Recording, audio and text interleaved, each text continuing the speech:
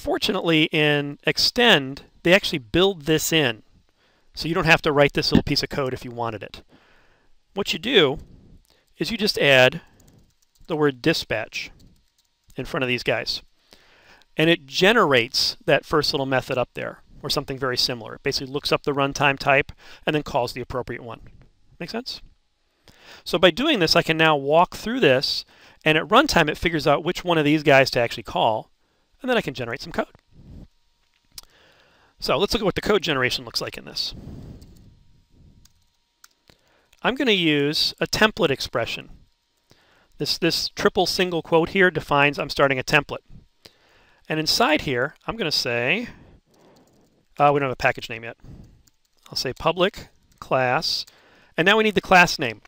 Well, the guys who created this are from Europe, and they like the little, we call them guillemets, like the little double less thans, which doesn't exist on our keyboard. So what you do is you hit Control-Shift less than, and it gives you them. It's a lovely little character.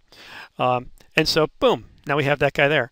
This is where the variable expansion happens. It's kind of like if you're in JSP and you have a c.out or something like that, or if you have a scriptlet. This ends up being where it's going to put your variables.